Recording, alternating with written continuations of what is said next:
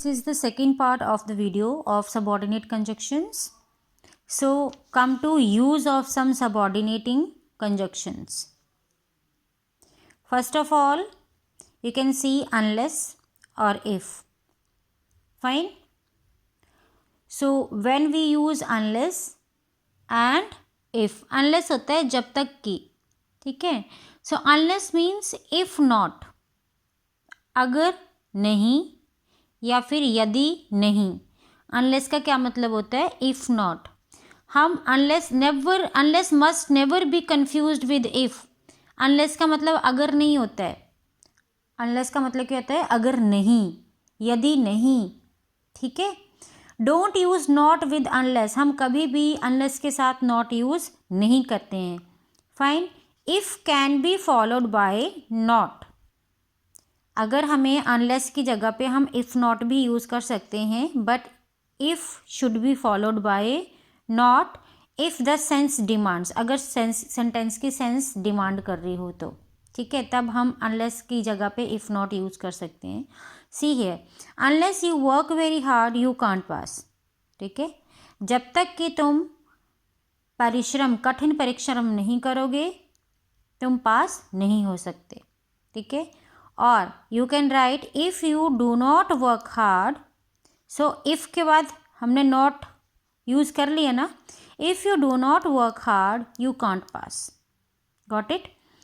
Until और till, as long as और so long as और वाइल हम कब यूज़ करते हैं? Until, up to the same time. Until और टिल, ठीक है, हम कब यूज़ करते हैं? Up to the same time.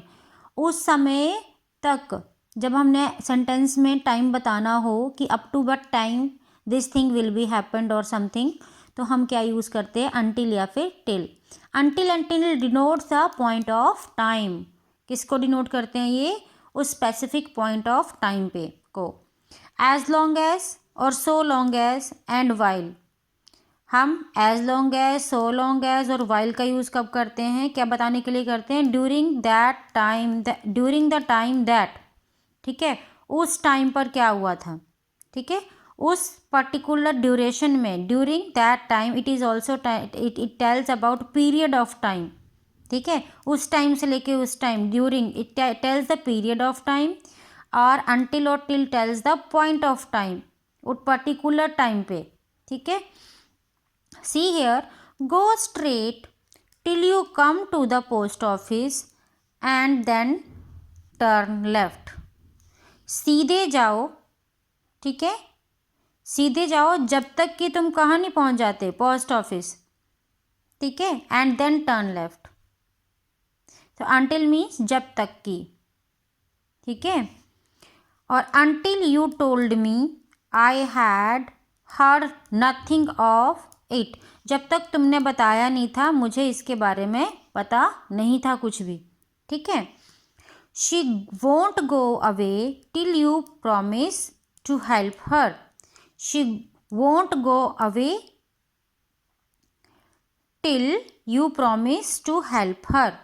तो वो कहीं भी नहीं गई जब तक तुमने प्रॉमिस नहीं किया उसको हेल्प करने के लिए. ठीक है. Let us wait till the rain stop.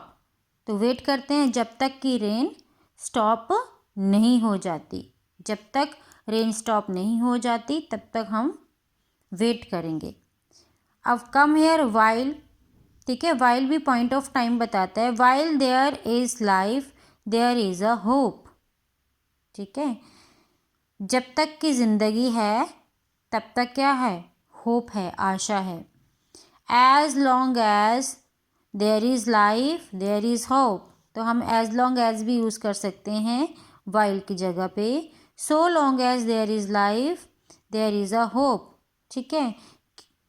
सो जितनी लंबी लाइफ है तब तक क्या है? होप है. Got it.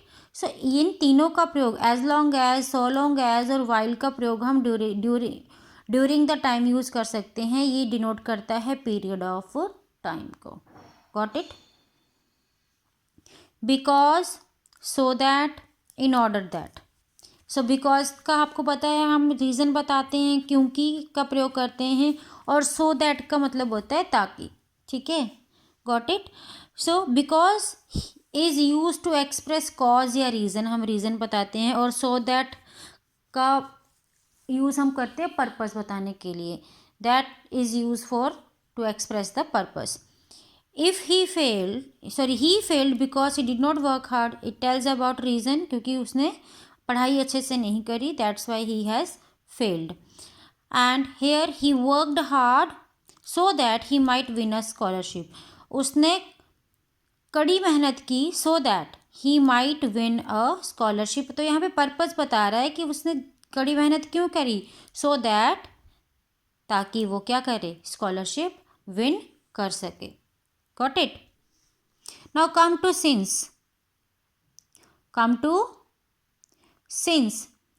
का मतलब क्या होता है, से या फिर जब से। ठीक है, so when used as a conjunction is never preceded by a verb in a past indefinite tense, always followed by a verb in the past indefinite tense. सो इससे पहले जो है, ठीक है, कभी भी वर्ब नहीं आएगी। ठीक है, in a past indefinite tense, never preceded by a verb.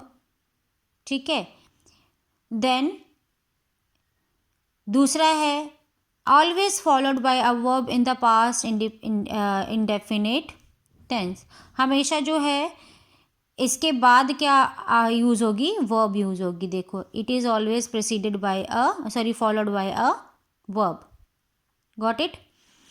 Then before, if, until, unless, while, when, etc. are temporal conjunction, they are never followed by a verb in the future tense. इनके बाद जो है वो verb नहीं आएगी। ठीक है, before, if, until, unless, while, when। ठीक है, सो यहाँ पे सब्जेक्ट आ रहा है, कोई ना कोई ऑब्जेक्ट आ रहा है। ठीक है, बट यहाँ पर verb नहीं आएगी इनके बाद। ठीक है, like I will help him if he is in trouble. ठीक है, तो इफ के बाद आप देखो, you can't see here verb. The crops will die unless the rain falls. I shall not let you go until you pay back my money. ठीक है, now see here that का मतलब क्या होता है, की।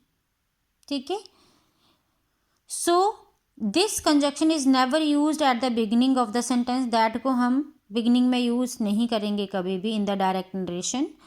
Then that can be omitted if it is use after a verb, अगर verb के बाद इसको यूज किया गया है।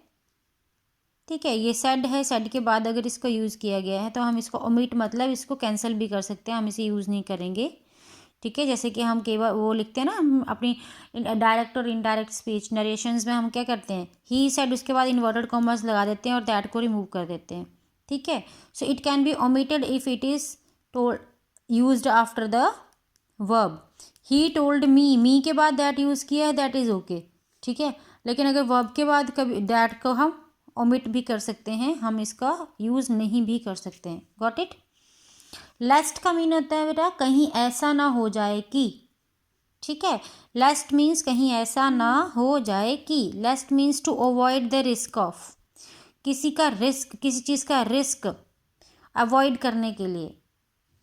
ठीक है, हम यूज़ करते हैं लेस्ट का। This conjunction is always followed by auxiliary should. See, lest के बाद क्या आता है, ऑक्सिलरी वर्ब और मॉडल यू कैन से शुड यूज होता है। देखो, walk fast lest you should miss the train.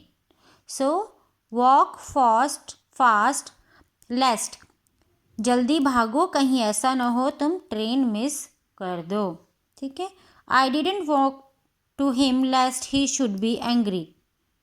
ठीक है, मैं I didn't talk to him lest he should be angry, मतलब मैं उससे बात नहीं करता। ठीक है, कहीं क्योंकि वो क्या एंग्री ना हो जाए। ठीक है, कहीं ऐसा ना हो जाए कि वो एंग्री हो जाए, इसलिए मैं उससे बात नहीं करता हूँ, ठीक है। सो दिस इज़ व्हाट, आपने देखा कि लेस्ट के बाद क्या यूज़ हो रहा है, it is always followed by should. Okay, now no other, या कोई अन्य नहीं, रैदर का मतलब होता है बल्कि। Rather means to indicate one's preference, हम प्रेफरेंस बताते हैं किसी चीज़ में, तब हम रैदर का यूज़ करते हैं। जैसे no other than Mohan did this mischief, other than का यूज़ हो गया, ठीक है, कि मोहन के अलावा कोई अन्य नहीं है, सिर्फ Mohan. No other than Mohan did this mischief, then I would rather die than beg, ठीक है, मैं जो है वो मरना पसंद करूँगा भीख मांगने से। आई वुड रेदर डाई, तो ये प्रेफरेंस बता रहा है, ठीक है। वो बोल रहा है कि I would rather die than beg, तो वो मरने की प्रेफरेंस बता रहा है बेगिंग से। गॉट इट, तो it indicates about one's preference.